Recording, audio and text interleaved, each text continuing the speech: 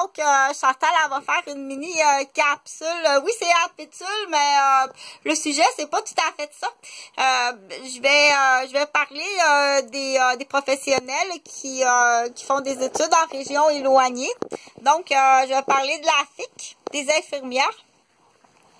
Et puis, le sujet, c'est les dommages.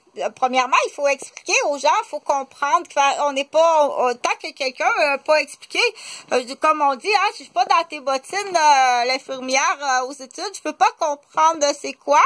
Donc, un cours d'infirmière, quand tu finis un cours d'infirmière, après ça, il faut passer un examen à l'ordre des infirmières. Donc, en attente d'un examen, on appelle ça ils appellent ça CPI. Candidate à la profession d'infirmière. Donc, tu as fait ton cours soit au cégep ou à l'université, mais il faut passer l'examen de la Fédération des infirmières du Québec. Donc, passer son examen, quand on reste à Montréal, puis qu'on fait son cours à Montréal, on est une Montréalaise, ben là, tu peux passer ton examen dans la journée, puis tu reviens le soir, puis donc c'est 2 jours. À l'époque, moi, quand je l'ai fait, c'est 2 journées. Donc, moi, je partais de Mascouche, mais c'est stressant, comme ça se peut pas, là, parce qu'il faut comprendre l'impact, là, quand ça fait 2 ans ou 5 ans que tu étudies pour être infirmière, puis là, faut que tu passes ton examen pour être reçu. C'est comme, il y a des ordres, hein, des ordres des ingénieurs, ou donc, c'est non pas seulement le cours, mais c'est après ça, tu as des examens au cégep, à l'université, mais après ça, il faut que tu sois reçu, entre autres. Là, je parle de l'infirmière. Je parle de l'infirmière, mais qu'est-ce que je veux arriver à dire, c'est l'infirmière locale. Celle qui, dans l'exemple, qui a fait son cours à Montréal, puis qui passe son examen de la FIC, de la Fédération des infirmières du Québec, c'est à Montréal. Peut-être qu'il y en a d'autres ailleurs, là, mais donc, c'est facile.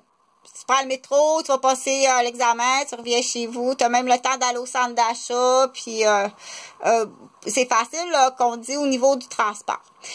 Si tu es en région éloignée, exemple, mes sincères sympathies à la famille Desbiens, Gina Desbiens, qui est une collègue, une infirmière avec qui j'ai travaillé, qui est une petite fille, on avait la même date de naissance, 21 janvier.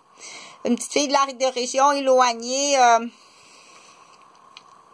qui est décédée, donc on avait la même date de naissance, donc mes sincères sympathies à la famille. Je ne sais pas qu'est-ce qui est arrivé.